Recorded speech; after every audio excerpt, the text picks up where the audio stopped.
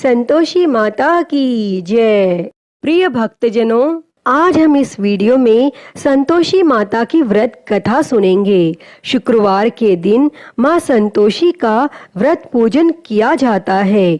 इस पूजा के दौरान माता की आरती, पूजन तथा अंत में माता की कथा सुनी जाती है। तो आइए सुनते हैं संतोषी माता की व्रत कथा। तो उससे पहले प्रेम से बोलिए संतोषी माता की जय। एक बुढ़िया थी, उसके 7 बेटे थे। 6 कमाने वाले थे जबकि एक निकम्मा था। बुढ़िया 6 बेटों की रसोई बनाती, भोजन कराती और उनसे जो कुछ जूठन बचता वह 7वें को दे देती। एक दिन वह अपनी पत्नी से बोला, देखो मेरी माँ को मुझ पर कितना प्रेम है। तब वह बोली, क्यों नहीं, सबका जूठा जो तुमको खिलाती है। तब वह बोला, ऐसा नहीं हो सकता, मैं जब तक आंखों से न देख लूं नहीं मान सकता। तब बहू हंसकर बोली, देख लोगे तब तो मानोगे। और फिर कुछ दिनों बाद एक त्योहार आया। घर में 7 प्रकार के भोजन और चूरमे के लड्डू बने। तब वह जांचने को सिर दुखने का बहाना कर पतला वस्त्र सिर पर ओढ़े रसोई घर में सो गया। वह कपड़े में से सब देखता रहा। 6 भाई भोजन करने आए। उसने देखा माँ ने उनके लिए सुंदर आसन बिछा नाना प्रकार की रसोई परोसी और आग्रह करके उन्हें जिमाया, और यह सब वह देखता रहा। और जब 6 भाई भोजन करके उठे तब माँ ने उनकी जूठी थालियों में से लड्डू के टुकड़े उठाकर एक लड्डू बनाया और जूठन साफ कर बुढ़िया माँ ने उसे पुकारा, बेटा 6 भाई भोजन कर गए, अब तू ही बाकी है, उठ तू कब खाएगा। और वह कहने लगा, माँ मुझे भोजन नहीं करना, मैं अब परदेश जा रहा हूँ। माँ ने कहा, कल जाता हो तो आज चला जा। वह बोला, हाँ हाँ आज ही जा रहा हूँ। और यह कहकर वह घर से निकल गया। और चलते समय पत्नी की याद आ गई और वह गौशाला में उपले थाप रही थी। तब वहां जाकर वह बोला, हम जावे परदेश, आवेंगे कुछ काल, तुम रहियो संतोष से धर्म अपना पाल। तब वह बोली, जाओ पिया आनंद से रहो, हमारो सोच हटाए, राम भरोसे हम रहे, ईश्वर तुम्हें सहाय। 2 निशानी आपन देख धरू मैं धीर, सुधीमती हमारी बिसारियो रखियो मन गंभीर। तब वह बोला, मेरे पास तो कुछ नहीं, यह अंगूठी है सो ले लो और अपनी कुछ निशानी मुझे दे दो। वह बोली, मेरे पास क्या है, यह गोबर भरा हाथ है। यह कहकर उसकी पीठ पर गोबर के हाथ की थाप मार दी और वह वहां से चल दिया। चलते चलते दूर देश पहुंचा और वहां पर एक साहूकार की दुकान थी। वहां जाकर वह कहने लगा, भाई मुझे नौकरी पर रख लो। तब साहूकार को भी जरूरत थी। वह बोला, रह जा। और तब उस लड़के ने पूछा, तनख्वाह क्या दोगे? साहूकार ने कहा, काम देखकर दाम मिलेंगे। तब उसे साहूकार की नौकरी मिली और वह सुबह 7 बजे से रात 10 बजे तक नौकरी करने लगा।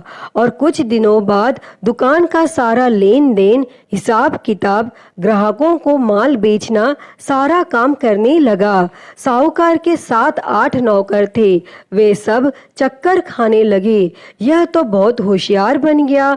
तब सेठ ने भी इसका काम देखा और 3 महीने में ही उसे आधे मुनाफे का हिस्सेदार बना लिया और कुछ वर्ष में ही वह नामी सेठ बन गया और वह मालिक सारा कारोबार उस पर छोड़कर चला गया। और इधर उसकी पत्नी को सास ससुर दुख देने लगे। सारी गृहस्थी का काम करा के उसे लकड़ी लेने जंगल में भेजते। इस बीच घर के आटे से जो भूसी निकलती उसकी रोटी बनाकर रख दी जाती और फूटे नारियल की नारेली में पानी। एक दिन वह लकड़ी लेने जा रही थी।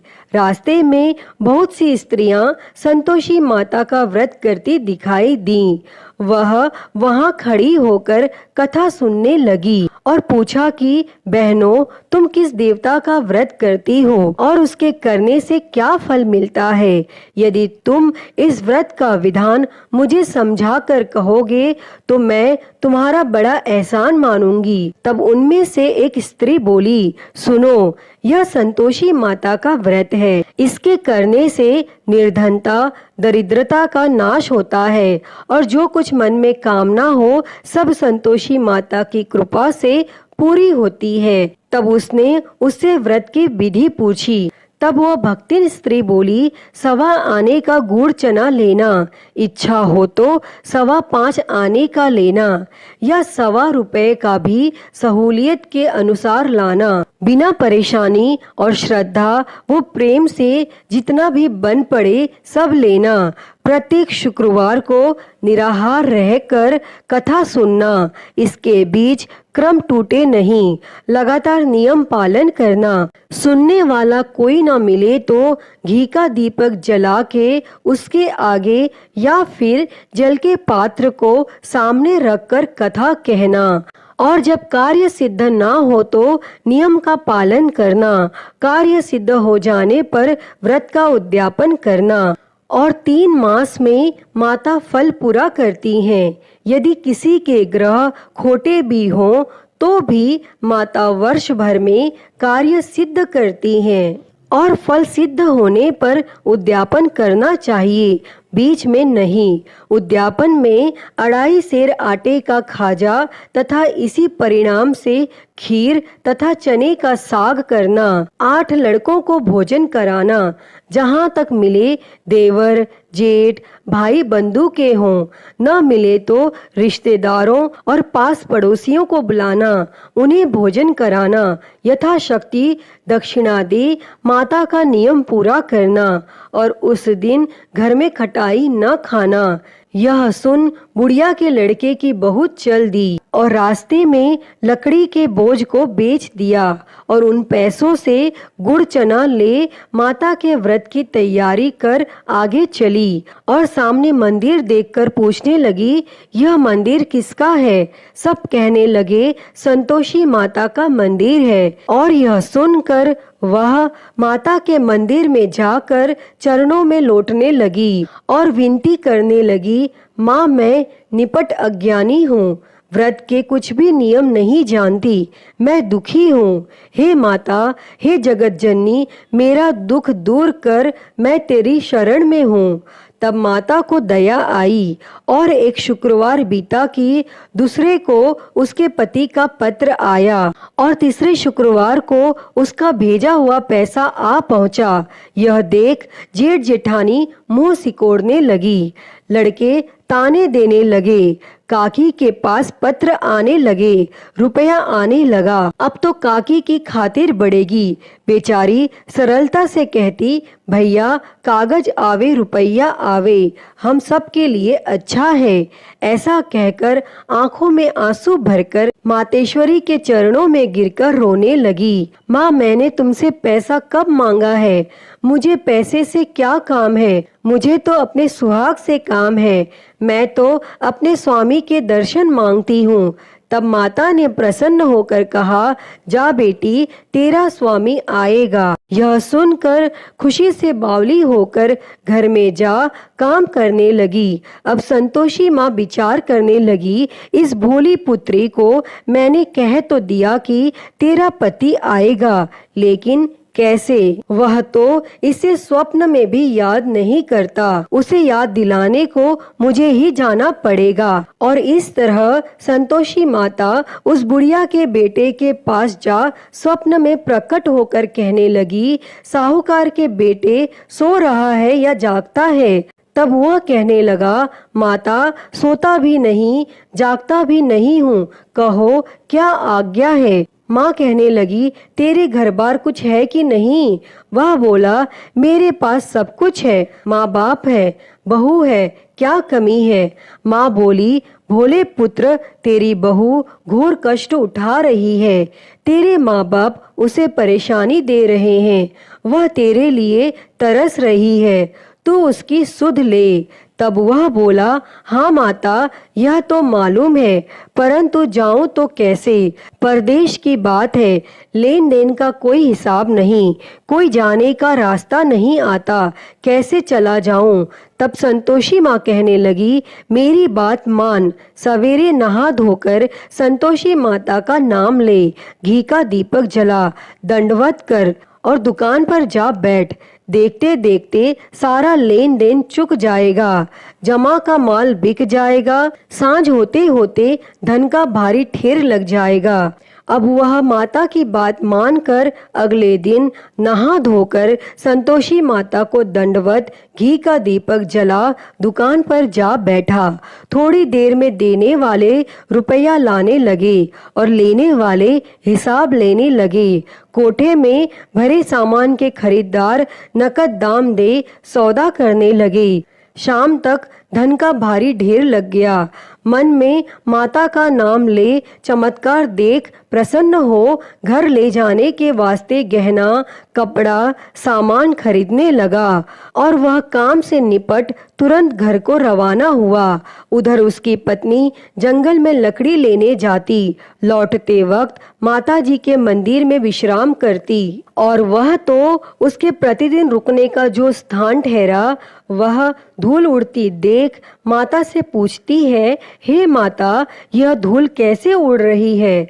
तब माता कहती है, हे पुत्री, तेरा पति आ रहा है, अब तू ऐसा कर, लकड़ियों के 3 बोझ बना ले, एक नदी के किनारे रख, दूसरा मेरे मंदिर पर व तीसरा अपने सिर पर। तेरे पति को लकड़ियों का गट्ठर देख मोह पैदा होगा और वह यहाँ रुकेगा, नाश्ता पानी खाकर माँ से मिलने जाएगा। तब तू लकड़ियों का बोझ उठाकर जाना और चौक में गट्ठर डालकर जोर से आवाज लगाना, लो सासू जी, लकड़ियों का गट्ठर लो, भूसी की रोटी दो, नारियल के खेपड़े में पानी दो, आज मेहमान कौन आया है। तब उसने संतोषी माता से बहुत अच्छा कहकर वह प्रसन्न मन से लकड़ियों के 3 गट्ठर बनाती है, एक नदी के किनारे पर और एक माता जी के मंदिर पर रखती है। इतने में मुसाफिर आ पहुंचा। सूखी लकड़ियां देख उसकी इच्छा उत्पन्न हुई कि हम यहीं पर विश्राम करें और भोजन बनाकर खा पीकर गांव जाएं।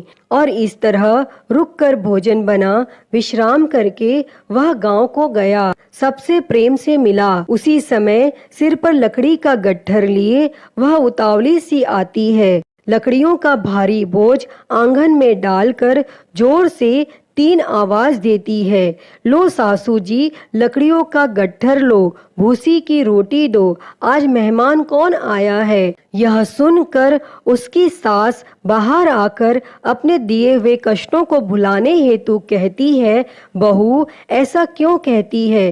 तेरा मालिक ही तो आया है, आ बैठ, मीठा भात खा, भोजन कर, कपड़े गहने पहन। उसकी आवाज सुन उसका पति बाहर आता है, अंगूठी देख व्याकुल हो जाता है। माँ से पूछता है, माँ यह कौन है? माँ बोली, बेटा यह तेरी बहू है, जब से तू गया है तब से सारे गांव में भटकती फिरती है, घर का काम काज कुछ नहीं करती, 4 पहर आकर खा जाती है। वह बोला, ठीक है माँ, मैंने इसे भी देखा और तुम्हें भी, अब दूसरे घर की ताली दो, उसमें रहूंगा। माँ बोली, ठीक है, जैसा तेरी मर्जी। तब वह दूसरे मकान की 3री मंजिल का कमरा खोल सारा सामान जमाता है। एक दिन में राजा के महल जैसा ठाट बाट बन गया। अब क्या था, वह सुख भोगने लगी। और इतने में शुक्रवार आया। उसने पति से कहा, मुझे संतोषी माता के व्रत का उद्यापन करना है। पति बोला, खुशी से कर लो। वह उद्यापन की तैयारी करने लगी।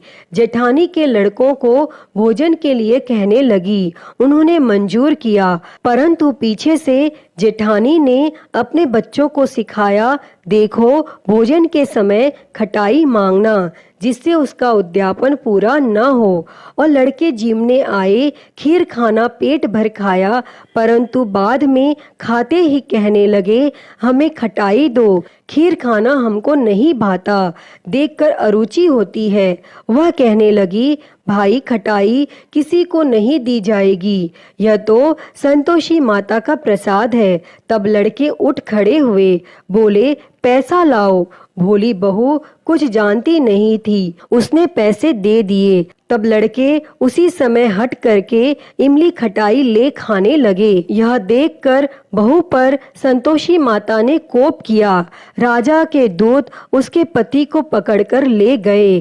जेठ जेठानी मनमाने वचन कहने लगे, लूट लूट कर धन इकट्ठा कर लाया है, अब सब मालूम पड़ जाएगा जब जेल की मार खाएगा। तब बहू से यह सहन नहीं हुआ और वह रोती हुई संतोषी माता के मंदिर गई और कहने लगी, हे माता, तुमने क्या किया? हंसाकर अब भक्तों को रुलाने लगी।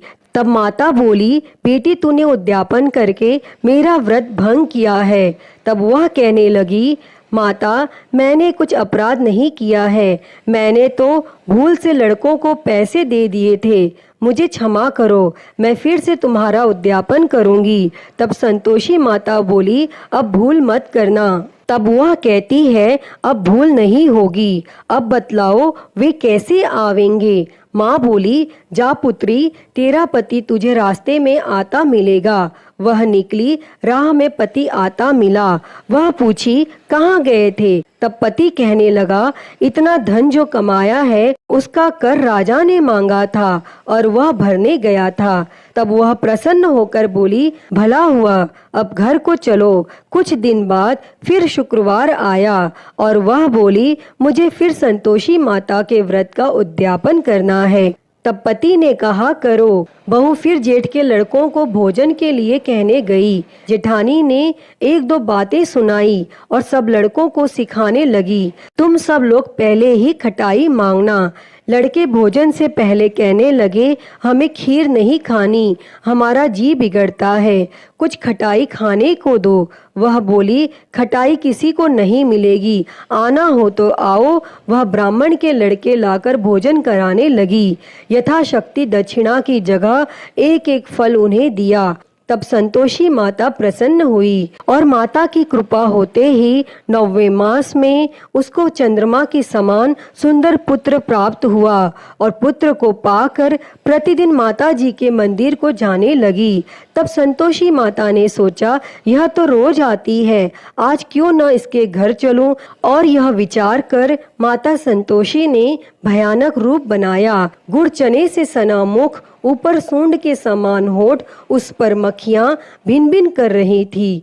दहेली पर पैर रखते ही उसकी सास चिल्लाई, देखो रे, कोई चुड़ैल डाकिनी चली आ रही है, हे लड़कों इसे भगाओ, नहीं तो किसी को खा जाएगी। और तब लड़के भगाने लगे, चिल्लाकर खिड़की बंद करने लगे। बहू रोशनदान में से देख रही थी, प्रसन्नता से पगली बन चिल्लाने लगी, आज मेरी माता जी मेरे घर आई हैं। वह बच्चे को दूध पीने से हटाती है। इतने में सास का क्रोध फट पड़ा। वह बोली, क्या उतावली हुई है? बच्चे को पटक दिया और इतने में माँ के प्रताप से लड़के ही लड़के नजर आने लगी। वह बोली, माँ, मैं जिसका व्रत करती हूँ यह संतोषी माता है। तब सब ने माता जी के चरण पकड़ लिए और विनती कर कहने लगे, हे माता, हम मूर्ख हैं, अज्ञानी हैं, तुम्हारे व्रत की विधि हम नहीं जानते, व्रत भंग कर हमने बड़ा अपराध किया है। जगमाता, आप हमारा अपराध क्षमा करो। और फिर इस प्रकार संतोषी माता प्रसन्न हुई। हे माँ संतोषी, बहू पर प्रसन्न होकर बहू को जैसा फल दिया वैसा ही फल इस कथा को कहते, सुनते और हुंकारा भरते सबको देना, सबके मनोरथ को पूर्ण करना। तो प्रेम से बोलिए, संतोषी माता की जय। प्रिय भक्तजनों, मैं उम्मीद करती हूँ कि आपको यह संतोषी माता की व्रत कथा पसंद आई होगी और अगर वीडियो अच्छी लगी हो तो इसे लाइक करें, ज़्यादा से ज़्यादा शेयर करें और कमेंट बॉक्स में संतोषी माता की जय लिखना ना भूलें। और हरिहर भक्ति चैनल पर आप नए हैं तो इस चैनल को सब्सक्राइब कर नोटिफिकेशन बेल को ज़रूर ऑन कर लें। हर हर महादेव। धन्यवाद।